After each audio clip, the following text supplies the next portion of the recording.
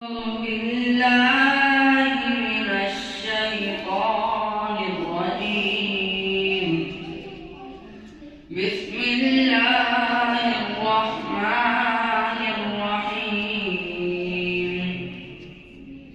قل هو الله أحد الله الصمد لم يلد ولم يولد ولم يكن له كفوا أحد. لا إله إلا الله والله أكبر ولله الحمد. بسم الله الرحمن الرحيم.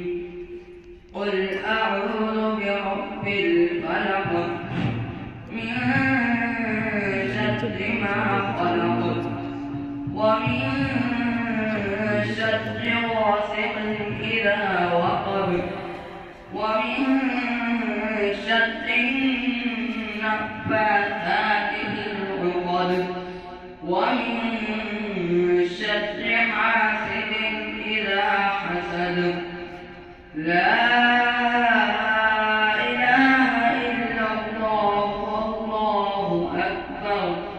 ولله الحمد.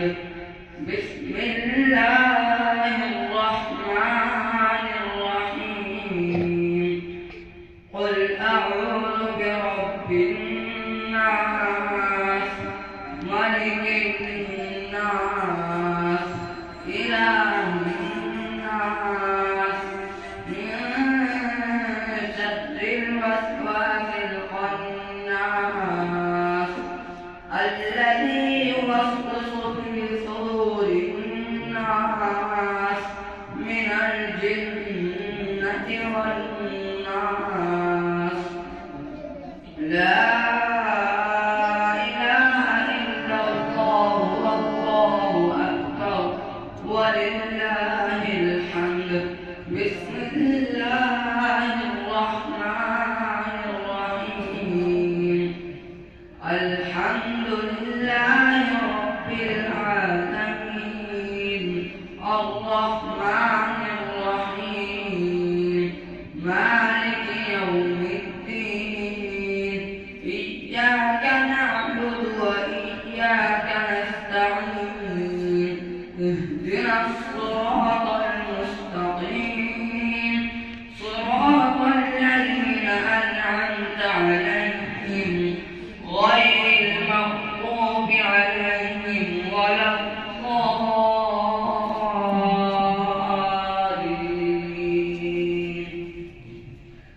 لا إله إلا الله والله أكبر ولله الحمد.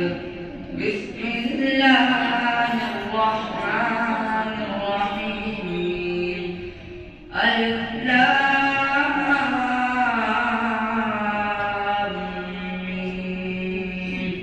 ذلك الكتاب لا ريب فيه هدى للمتقين الذين يؤمنون بالغيب ويقيمون الصلاة ومما رزقناهم ينفقون والذين يؤمنون بما أنزل إليك وما أنزل من قبلك وبالآخرة هم يوقنون. أولئك على هدى من ربهم وأولئك هم المفلحون. صدق الله العظيم. اللهم آنس وحشتي في قبري. اللهم ارحمني بالقرآن العظيم واجعله لي إماما ونورا وهدى ورحمة. اللهم لك ذكرني منه ما نسيت وعلمني منه ما جهلت وارزقني تلاوته آناء الليل وآناء النهار واجعله لي حجة يا رب العالمين آمين.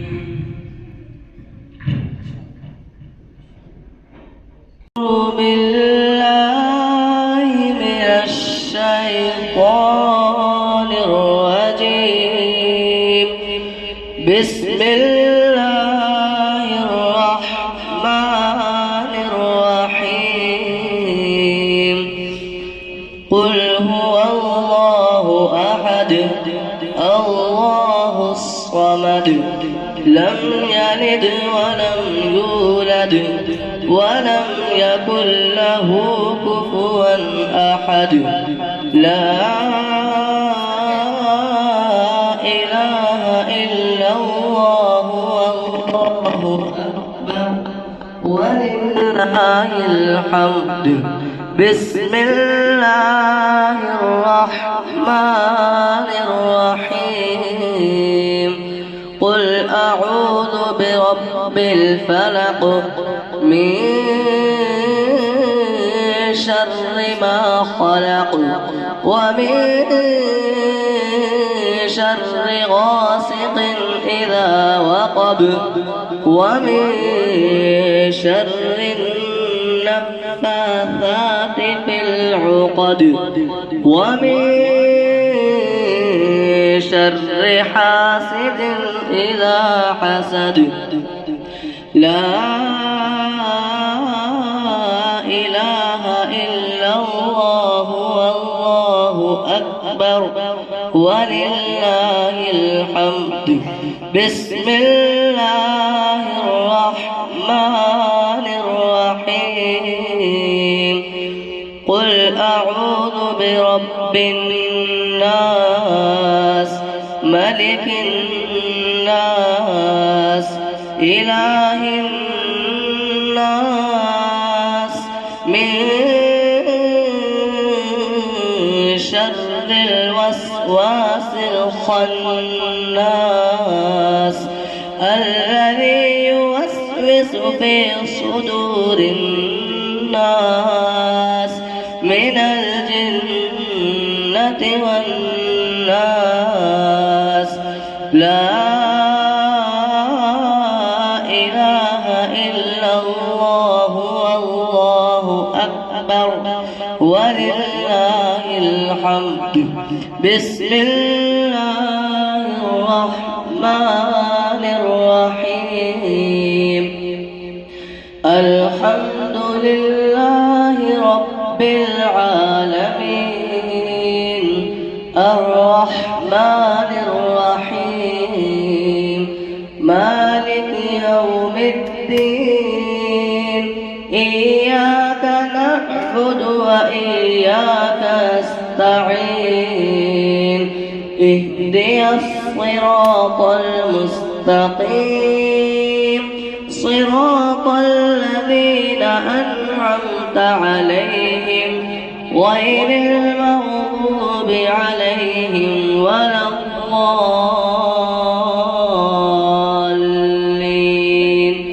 لا إله إلا الله والله أكبر ولله الحمد. بسم الله الرحمن الرحيم. ألف لام ميم. ذلك الكتاب لا ريب فيه هدى للمتقين الذين يؤمنون بالغيب ويقيمون الصلاة ومما مما رزقناهم ينفقون والذين يؤمنون بما أنزل إليك وما أنزل من قبلك وبالآخرة هم يوقنون أولئك على هدى من ربهم وأولئك هم المفلحون صدق الله العظيم. اللهم آنس وحشتي في قبري اللهم ارحمني بالقرآن العظيم واجعله لي إماما ونورا وهدى ورحمة. اللهم ذكرني منه ما نسيت وعلمني منه ما جهلت وارزقني تلاوته آناء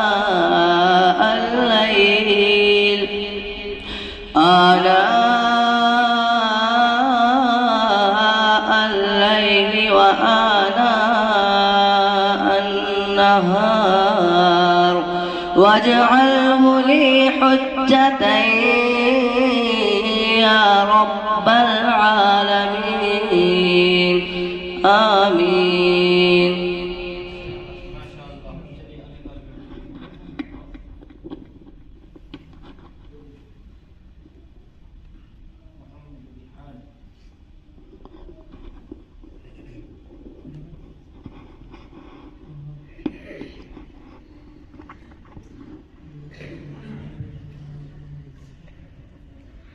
أعوذ بالله من الشيطان الرجيم.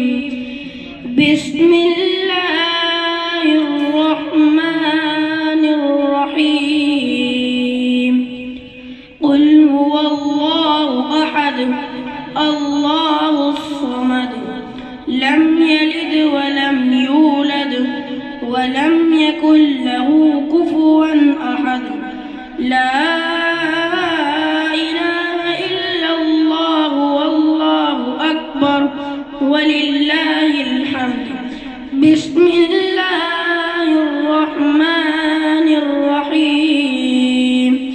قل أعوذ برب الفلق من شر ما خلق ومن شر غاسق إذا وقب ومن شر النفاثات في العقد ومن شر حاسد إذا حسد.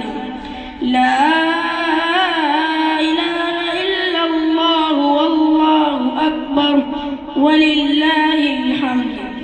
بسم الله الرحمن الرحيم. قل أعوذ برب الناس ملك الناس إله الناس من شر الوسواس الخناس الذي يوسوس في صدور الناس من الجنة والناس. لا إله إلا الله والله أكبر ولله الحمد. بسم الله الرحمن الرحيم. الحمد لله رب العالمين الرحمن الرحيم مالك يوم الدين. إياك نعبد وإياك نستعين. اهدنا الصراط المستقيم صراط الذين أنعمت عليهم غير المغضوب عليهم ولا الضالين.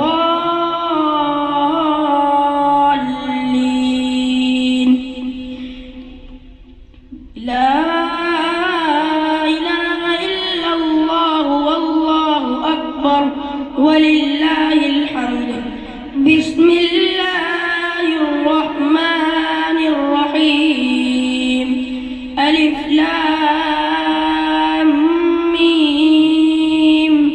ذلك الكتاب لا ريب فيه هدى للمتقين الذين يؤمنون بالغيب ويقيمون الصلاة ومما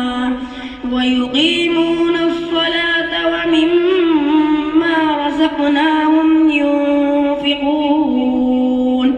والذين يؤمنون بما أنزل إليك وما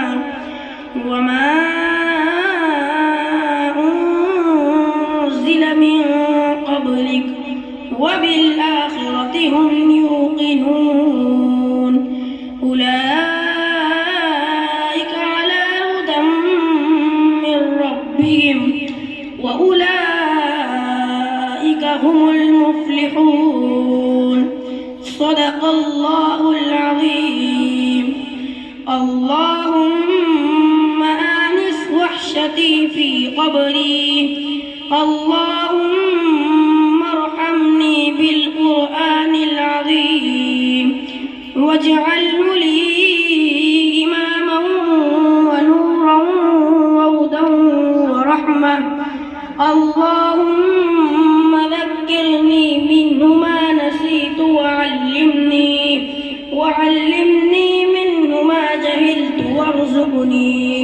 وارزقني تلاوته آناء الليل وآناء النهار واجعله لي حجة يا رب العالمين. آمين.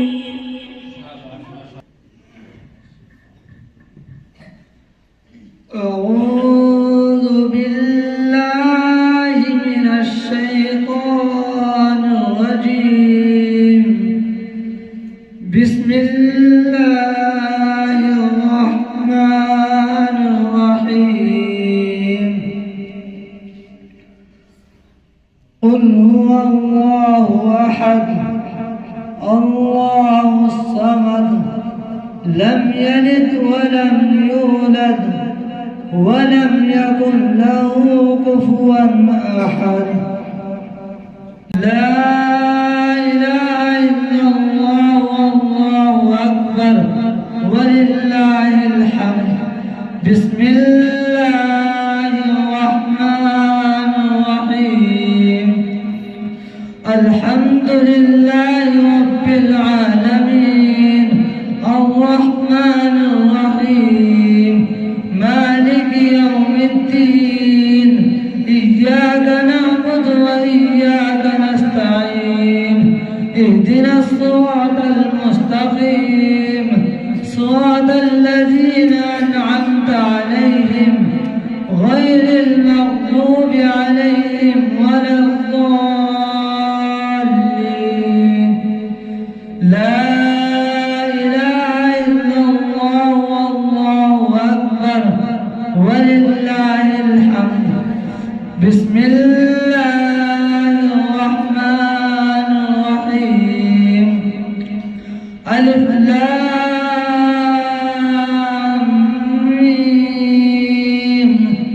ذلك الكتاب لا ريب فيه هدى للمتقين الذين يؤمنون بالغيب ويقيمون الصلاة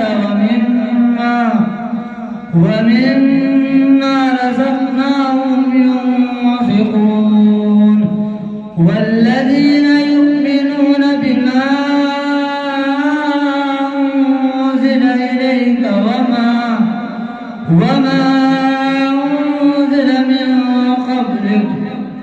وبالآخرة هم يوقنون أولئك على هدى من ربهم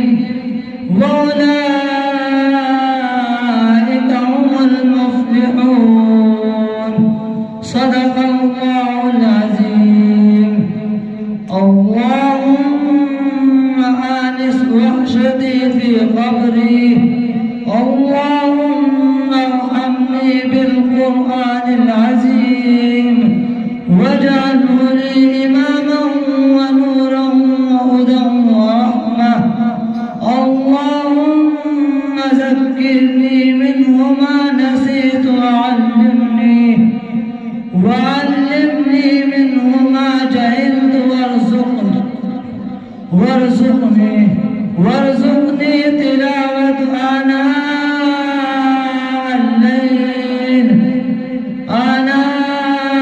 الليل وآناء النهار واجعله لي حجة يا رب العالمين آمين.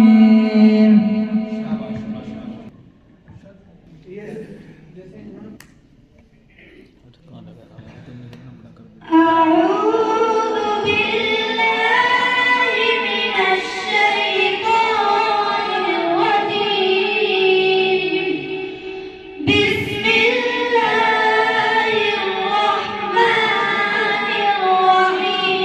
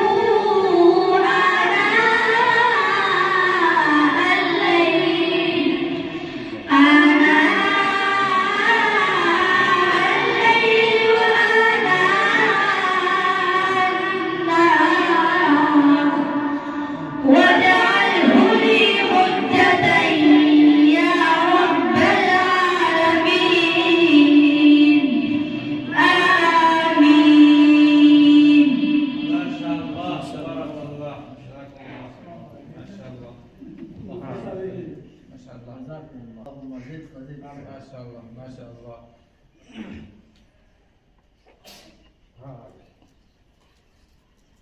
جب آپ یہ سلسلہ شروع ہو گیا تو یہاں بھی آ جاؤ میرے پاس انشاءاللہ. ادھر بھی آپ کو کچھ نہ کچھ ملے گا. آئیے شہباز آ جاؤ جی. بسم اللہ. آ جاؤ بھائی.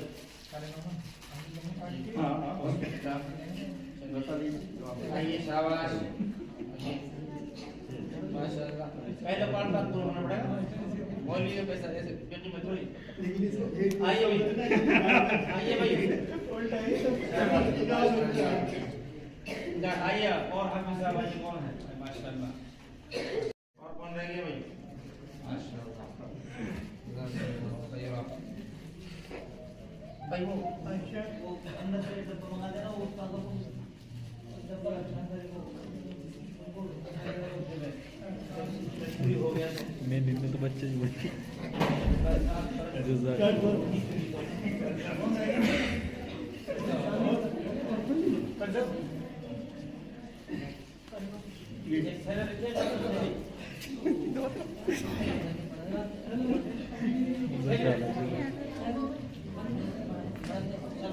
چلو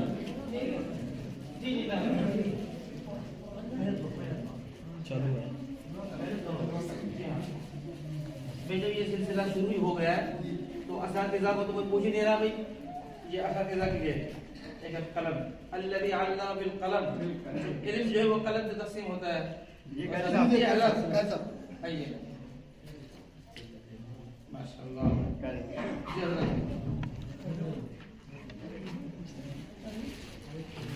ایسا پورا حضرات. اور کون پڑھتا ہے؟ اور سر کہاں ہے؟ اور مفتی صاحب کو جی.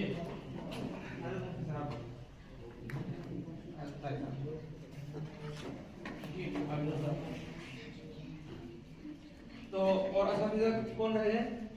کتنے موجود نہیں ہیں؟ دو نہیں ہیں. زیادہ نہیں ہے. آپ باقی اساتذہ کو پہنچا دیں. اور تو کوئی نہیں لگے جی. ملیے اب خود کون لگے؟ یہ نعمان صاحب جی لیجیے. چونکہ پروگرام جو ہے آپ کے پیچھے چل رہا ہے یہ بھی لے جائیے.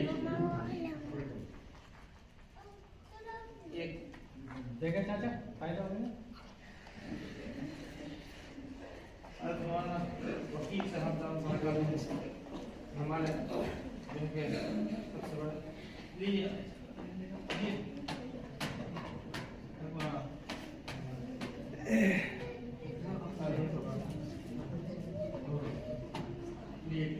حضرت خالد نصیب صاحب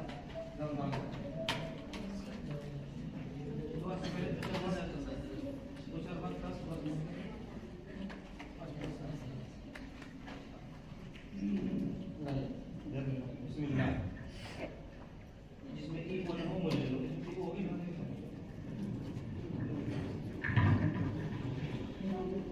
بسم اللہ الرحمن الرحیم. الحمد لله رب العالمين والصلاة والسلام على سيد الأنبياء المرسلين نبينا وحبيبنا محمد صلى الله عليه وسلم وعلى آله وصحبه أجمعين. أما بعد. قال النبي صلى الله عليه وسلم أشراف هذه الأمة أصحاب الليل وحملة القرآن أو كما قال عليه الصلاة والسلام. عزیز طلبہ، آج کی یہ محفل ہمارے لیے اور آپ کے لیے روحانی غذا ہے. کیا ہے جی؟ بولیے. روحانی غذا. ایک ہوتی ہے جسمانی غذا. قاری صاحب، ہم کھانا کھاتے ہیں، دوا لیتے ہیں تو اس سے ہمارے اندر طاقت محسوس ہوتی ہے. اگر کسی کو آپ نے کھانا کھلایا یا دوا پلائی تو اس میں طاقت محسوس ہونی چاہیے، اس کو صحت محسوس ہونی چاہیے. اگر اس کو طاقت محسوس نہیں ہو رہی، صحت محسوس نہیں ہو رہی تو پھر ڈاکٹر یہ کہے گا کہ یہ جسم ختم ہو چکا ہے، روح نکل چکی ہے، اس کو غذا سے دوا سے فائدہ اس لیے نہیں ہو رہا، یہ جسم اب صحیح معنی میں زندہ نہیں رہا، یہ مردہ ہو چکا ہے۔ جسمانی غذا، کھانا جسمانی غذا، پینا جسمانی غذا، دوا علاج، یہ جسم کو فائدہ پہنچاتی ہیں۔ کب تک؟ جب تک جسم زندہ ہو۔ کب تک بچوں؟ جب تک جسم زندہ ہو۔ اسی طریقے سے جیسے جسمانی غذا ہے ایسے روحانی غذا بھی ہوتی ہے۔ کلمہ، کلام، تلاوت، اذان، نماز، ذکر، یہ سب روحانی غذا ہے۔ کیا ہے یہ؟ روحانی غذا۔ روحانی غذا سے کیا طاقتور ہوتا ہے؟ روح طاقتور ہوتی ہے۔ جسمانی غذا سے جسم طاقتور ہوتا ہے اور روحانی غذا سے روح طاقتور ہوتی ہے۔ اگر روحانی غذا سے روح طاقتور نہیں ہو رہی تو پھر یہ کہا جائے گا اس کی روح ختم ہو چکی ہے، یعنی ایمان۔ روح کی بھی روح ایمان ہے۔ روح کی بھی روح کیا ہے؟ ایمان ہے۔ ایک ایمان والا وہ ہے جب اس کے کان میں اذان کی آواز پہنچتی ہے تو اس کے زبان پر فوراً اذان کا جواب آتا ہے، اللہ اکبر اللہ اکبر کہتا ہے۔ جی کہ اس کا مطلب کیا ہے کہ ایمان کی چنگاری، اصلی روح کی بھی روح زندہ ہے۔ ایک ایمان والا اذان سنتا ہے تو مسجد کی طرف جاتا ہے، مسجد کی طرف اس سے قدم اٹھ جاتے ہیں۔ اسی طریقے سے قرآن کی تلاوت بھی روحانی غذا ہے۔ حضرت مفتی صاحب انشاءاللہ آپ کو تفسیر کرتے ہیں، اس میں تفسیر سے بتلائیں گے۔ الذین اذا ذکر اللہ وجلت قلوبہم وَإِذَا تُلِيَتْ عَلَيْهِمْ آيَاتُهُ زَادَتْهُمْ ایمانا۔ جب قرآن کی تلاوت ہوتی ہے تو ایمان والوں کا ایمان بڑھتا ہے۔ جب قرآن کی تلاوت ہوتی ہے تو ایمان والوں کا ایمان بڑھتا ہے۔ تو یہ جو روحانی مجلس ہے، روحانی محفل ہے، اس میں انشاءاللہ ہم سب کا ایمان بڑھا انشاءاللہ جی، اور ہم امید رکھتے ہیں کہ ہم ایمانی جذبہ لے کر اور روحانی جذبہ لے کر یہاں سے اٹھیں گے۔ کیسے؟ اب میں آپ کو کام دیتا ہوں۔ ان بچوں نے پڑھا، تلاوت کی، اچھا لگا نہیں لگا؟ بچوں بتاؤ بھائی، بچوں اچھا لگا آپ کو؟ اس لیے کہ ایمان والوں کو یہ اچھا لگے گا۔ اب اچھا لگنے کا مطلب کیا ہے کہ ہم بھی انشاءاللہ ایسی تیاری کریں گے۔ یہ آپ کو کام دے کے جا رہا ہوں، تیاری کریں گے آپ انشاءاللہ۔ آپ نے سنا ہوگا بہت سے لوگ ایسے ہیں، خیر آپ تو دیکھتے ہیں، ہم تو اور آپ تو مدرسہ اور مسجد کے ماحول کے رہنے والے ہیں، لیکن بہت سے لوگ ایسے ہیں جب ان سے یہ کہیں نا بھئی ایک دن میں 10 پارہ تلاوت کیے جا سکتے ہیں تو ان کو بڑا عجیب لگے گا۔ اچھا ایک دن میں 10 پارہ تلاوت کیے جا سکتے ہیں؟ جب ان کو کوئی واقعہ بتانا پڑے گا کہ امام ابو حنیفہ رحمۃ اللہ علیہ ایک دن میں قرآن پڑھا کرتے تھے تو وہ سمجھیں گے کہ وہ اسی صدی کی بات ہے۔ یہ جو یہاں بیٹھے ہیں مخلوق، یہ مدرسے کے طلبہ، یہ وہی ہیں جو ایک ایک دن میں قرآن پڑھ لیتے ہیں۔ اب ان میں 4 بچے ایسے ہیں ماشاءاللہ جنہوں نے ایک دن میں قرآن سنا ہے۔ آج ہم اس مجلس میں جو آئے ہیں، ابھی ایک بچہ بھی پڑھ رہا تھا تو بچے جو نئے لوگ ہیں وہ سوچ رہے تھے کہ یار یہ تھک گیا، اس سے پڑھا نہیں جا رہا۔ کہ ارے بھائی اس نے کل پورے دن صبح سے شام تک پورا ایک قرآن سنایا ہے۔ جی میرے جیسا کمزور آدمی، بیمار آدمی اگر ایک دن میں ایک قرآن پڑھ لے تو ایک ہفتہ آرام کے لیے چاہیے جی۔ اور یہ ماشاءاللہ کل انہوں نے ایک قرآن سنایا ہے اور آج پہ قرآن سنایا ہے ماشاءاللہ۔ تو ہمارے لیے کتنی ہمت کی بات ہے اور کتنی جو ہے کہ ایمانی جذبہ کی بات ہے۔ تو خیر بہرحال یہ تو اکرام یہاں ہو رہا ہے۔ بس میں طلبہ سے ایک بات اور کہتا ہوں، جو جتنا زیادہ قرآن پڑھے گا اس کا اتنا ہی زیادہ اکرام ہوگا۔ کہیں بھی چلے جاؤ آپ، کسی بھی مجلس میں چلے جاؤ، سب سے زیادہ اکرام اس کا ہوگا جس کا لگاؤ قرآن کے ساتھ سب سے زیادہ ہوگا۔ حرمین شریفین جاؤ آپ، وہاں بہت سے ائمہ ہیں، بعض ائمہ ایسے ہیں جن کو سب لوگ سب سے بڑا امام مانتے ہیں کہ بھی فلاں امام صاحب جو ہیں وہ سب سے بڑے امام ہیں، جبکہ ان سے بڑا امام بھی وہاں موجود ہے جن کے ماتحت وہ ہیں، لیکن سب سے بڑے امام ان کو مانتے ہیں۔ کیوں؟ وہ سب سے زیادہ قرآن اچھا پڑھتے ہیں۔ تو ہم اور آپ کو سب سے زیادہ کیا محنت کرنی ہے کہ ہم کو قرآن پاک کے ساتھ صحیح لگاؤ رکھنا ہے اور ہم کو سب سے زیادہ قرآن پڑھنا ہے انشاءاللہ، پڑھنے کے اعتبار سے بھی اور اچھا پڑھنے کے حساب سے بھی اور پھر عمل کے حساب سے بھی انشاءاللہ۔ ہم عمل بھی خوب کریں گے انشاءاللہ۔ اب بتائیے آپ آج کی اس مجلس سے آپ نے اپنے اندر کو روحانی قوت محسوس کی نہیں کی ہے؟ اور آگے انشاءاللہ ہم اور زیادہ محنت کریں گے انشاءاللہ جی۔ جب ہم قرآن کے ساتھ اچھا لگاؤ رکھیں گے ہمارا بھی نام روشن ہوگا، ہمارے اساتذہ کا بھی نام روشن ہوگا، اور ہمارے مدرسے کا بھی نام روشن ہوگا۔ اور اگر ہم نے سب کچھ کرنے کے بعد پھر ہم نے قدم پیچھے رکھا تو پھر اللہ کی طرف سے پھر محرومی کے بھی فیصلے ہو جاتے ہیں۔ تو اللہ تبارک و تعالیٰ آج کی اس محفل کو اساتذہ اکرام اور حضرات مفتیان اکرام جی، آپ کے جو اساتذہ ہیں جنہوں نے محنت کی، اللہ تعالیٰ ان تمام محنت کو قبول فرمائے، اور جو طلباء نے جو محنت کی ہے اللہ اس کو بھی قبول فرمائے، اور اللہ مزید ترقیات سے نوازے۔ وآخر دعوانا الحمدللہ رب العالمین۔ درود شریف پڑھ لیجیے۔ الحمدللہ رب العالمین۔ اللهم صل على محمد وعلى آل محمد كما صليت على إبراهيم وعلى آل إبراهيم إنك حميد مجيد. اللهم بارك على محمد وعلى آل محمد كما باركت على إبراهيم وعلى آل إبراهيم إنك حميد مجيد. اللهم صل على سيدنا وحبيبنا ومولانا محمد وعلى آل سيدنا وحبيبنا ومولانا محمد صلاة تنجينا بها من جميع الأهوال والآفات وتقضي لنا بها جميع الحاجات وتطهرنا بها من جميع السيئات وترفعنا بها عندك على الدرجات وتبلغنا بها أقصى الغايات من جميع الخيرات في الحياة وبعد الممات إنك على كل شيء قدير. اللهم يسر لنا أمورنا مع الراحة لقلوبنا وأبداننا والسلامة والعافية في ديننا ودنيانا، وكن صاحبنا في سفرنا وخليفة في أهلنا، واطمس على وجوه أعدائنا وامسخهم على مكانتهم فلا يستطيعون المضي والمجيء إلينا. اللهم صل وسلم وبارك على سيدنا وحبيبنا مولانا محمد وعلى آل سيدنا وحبيبنا مولانا محمد. اللهم آنس وحشتنا في قبورنا.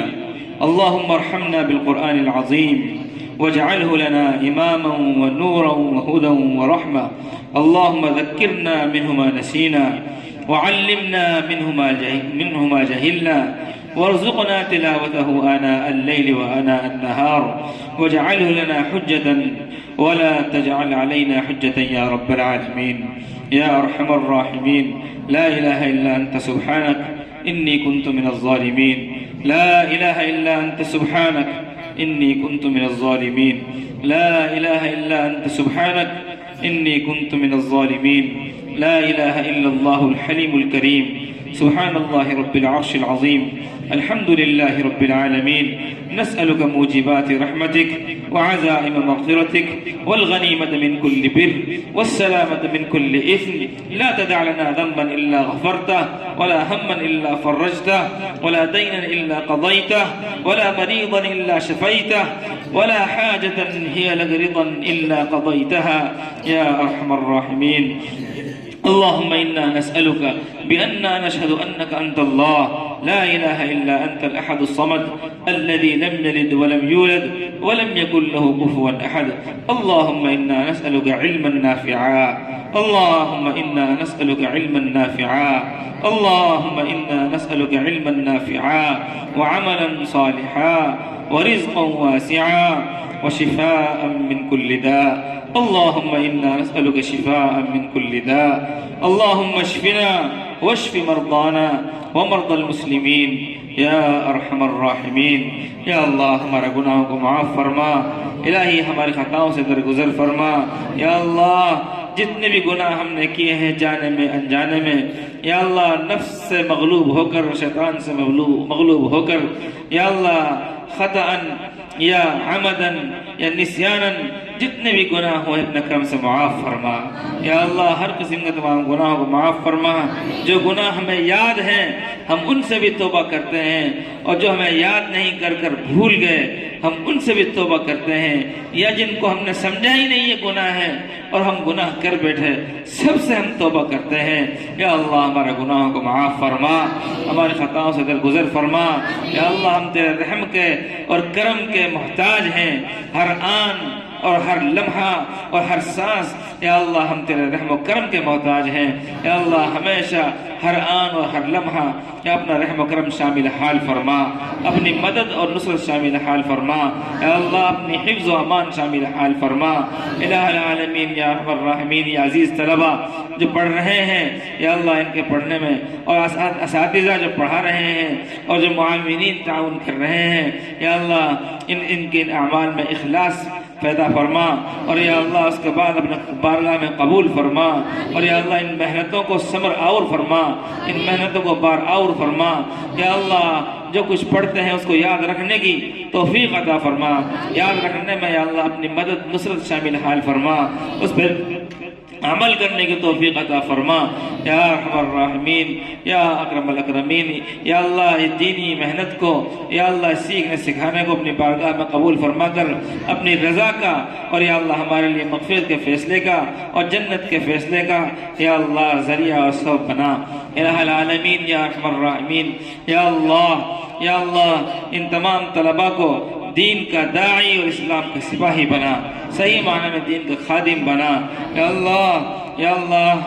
اللہ آخری لمحے تک دین کے ساتھ، دین اسلام کے ساتھ، قرآن کی خدمت کے ساتھ جڑے رہنے کی توفیق عطا فرما، صحت کے ساتھ، عافیت کے ساتھ، سلامتی کے ساتھ یا اللہ قرآن کی خدمت میں لگے رہنے کی توفیق عطا فرما یا اللہ ان طلباء کی حفاظت فرما یا اللہ اساتذہ کی حفاظت فرما، موجودین کی حفاظت فرما یا اللہ ہم سب کے اہل و عیال کی حفاظت فرما، متعلقین احباب کی حفاظت فرما، امت مسلمہ کی حفاظت فرما، مساجد کی حفاظت فرما، مدارس کی حفاظت فرما، مراکز کی حفاظت فرما، خانقاہوں کی حفاظت فرما، مقابر کی حفاظت فرما، علماء کی حفاظت فرما، طلباء کی حفاظت فرما یا اللہ مسجدوں کو اور مدرسوں کو آباد رکھنے والوں کی حفاظت فرما، مسجدوں کو آباد فرما، مدرسوں کو آباد فرما اور یا اللہ ان کے آباد کرنے والوں کو آباد فرما الہ العالمین، بالخصوص ہمارے مدرسہ یا اللہ اپنے کرم فضل سے یا اللہ اس کو دن دونی رات چوگنی ترقی عطا فرما یا اللہ خوب مزید ترقیات کے فیصلے فرما الہ العالمین، قیامت تک کے لیے یا اللہ جاری اور ساری فرمانے کے فیصلے فرما الہ العالمین۔ آج ہمارے درمیان حضرت مولانا محمد عیسیٰ صاحب رحمۃ اللہ علیہ موجود نہیں ہے، اگر وہ موجود ہوتے تو آج کی اس محفل سے یقیناً بہت خوش ہوتے یا اللہ کے ان کے لگائے ہوئے اس باغ میں یا اللہ طلبہ فارغ ہو رہے ہیں، قرآن یاد کر رہے ہیں، ایک دن میں قرآن سنا رہے ہیں یا اللہ ان خوشیوں میں یا اللہ حضرت مولانا کی روح کو شامل فرما یا اللہ حضرت مولانا کی روح کو شامل فرما، حضرت مولانا کے درجات بلند فرما الہ العالمین یا ارحم الراحمین یا اللہ ان کے فیض کو قیامت تک کے لیے جاری و ساری فرما الہ العالمین یا ارحم الراحمین۔ ہم جتنے موجود ہیں ہمارے دلوں میں کیا کیا دعائیں ہیں، کیا کیا تمنائیں ہیں، کیا کیا ارادے ہیں، آپ علیم بذات الصدور ہیں، آپ سب سے واقف ہیں الہ العالمین۔ ہمارے تمام دعاؤں کو، تمام تمناؤں کو، تمام جائز ارادوں کو، تمام جائز مرادوں کو اپنے خزانہ غیب سے پورا فرما یا اللہ یا ارحم الراحمین یا اکرم الاکرمین یا اللہ جن بھائیوں نے ہم سے دعا کے لیے کہا ہے یا لکھا ہے یا ان کا ہم پر کوئی حق ہے یا ان کا احسان ہے یا اللہ ان سب کی بھی دل کی جائز تمناؤں جائز مرادوں کو پورا فرما یا اللہ۔ ہمارا جتنے پڑھے یا اللہ متعلقین احباب رشتہ دار والدین دنیا سے جا چکے ان سب کی مغفرت فرما، جو ہمارے بڑے بقید حیات ہیں ان کو صحت سلامتی عافیت والی سلامتی والی تندرستی والی زندگی مقدر فرما الہ العالمین۔ ہمارے اندر آپس میں اتفاق اتحاد محبت اور مودت پیدا فرما الہ العالمین یا اللہ۔ اس قرآن کریم کے یا اللہ محفل میں ختم قرآن میں یا اللہ جو تیرے حبیب نے فرمایا کہ دعائیں قبول ہوتی ہیں قرآن کریم کی تکمیل کے موقع پر یا اللہ آج اس قرآن کریم کی تکمیل کے موقع پر یا اللہ ہم جن نے جو بھی دعائیں کی ہیں یا اللہ ان سب کو قبول فرما یا اللہ یا اللہ یا اللہ یا اللہ۔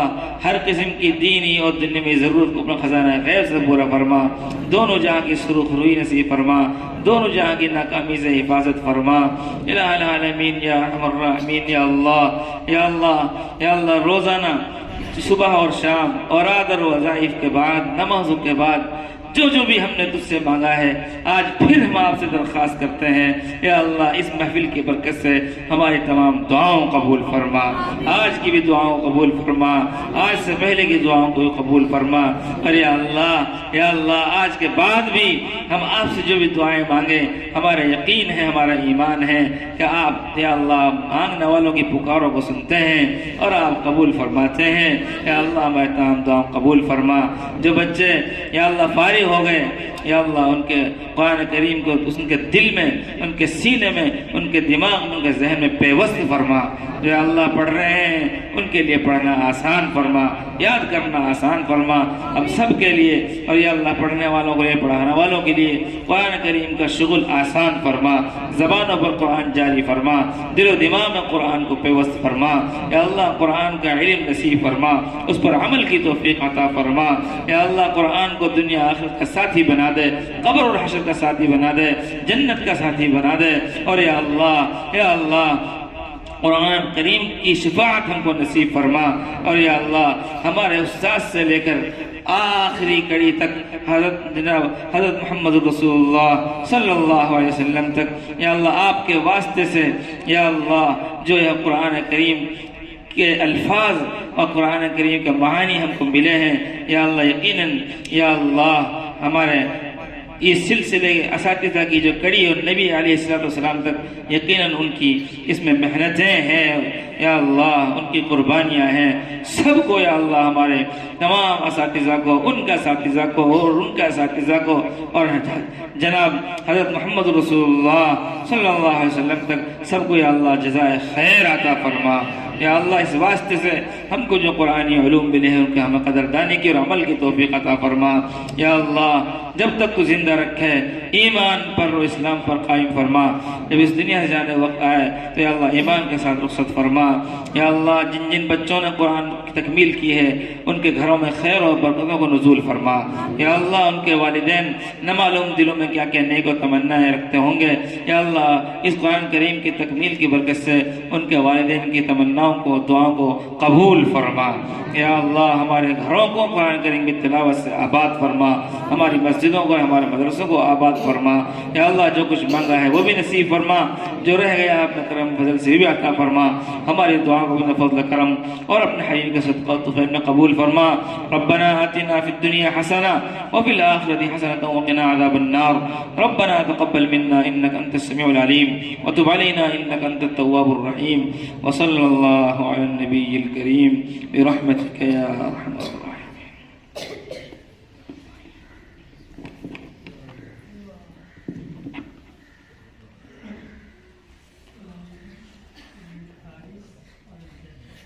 محمد حارث آئیے تشریف لائیے ماشاءاللہ۔ محمد حذیفہ وہ جو آپ کو انعام مل چکا وہ مل چکا، یہ والدینہ مزید والا ہے، علم مزید، یہ مزید انعام ماشاءاللہ۔ محمد حذیفہ ہمارے ماسٹر صاحب کی طرف سے جناب ماشاءاللہ جی سبحان اللہ، امر اسلام، اسلام کے جان، سبحان اللہ ماشاءاللہ ماشاءاللہ، جزاک اللہ، سبحان اللہ۔ حضرت حافظ قاری نعمان صاحب ہمدان ادھر ہی بیٹھا ماشاءاللہ، یہ ہمارے ماشاءاللہ قمر الاسلام، اسلام کے چاند ہو کیا ہو سکتا ہے اس میں، بولیں گے نہیں ملتی رہے اسلام کو روشن کر رہے ہیں، قمر الاسلام، سبحان اللہ، اسلامی چاند، اسلام کا چاند۔ میں اس کو جلدی بولوں گا نہیں، اس کو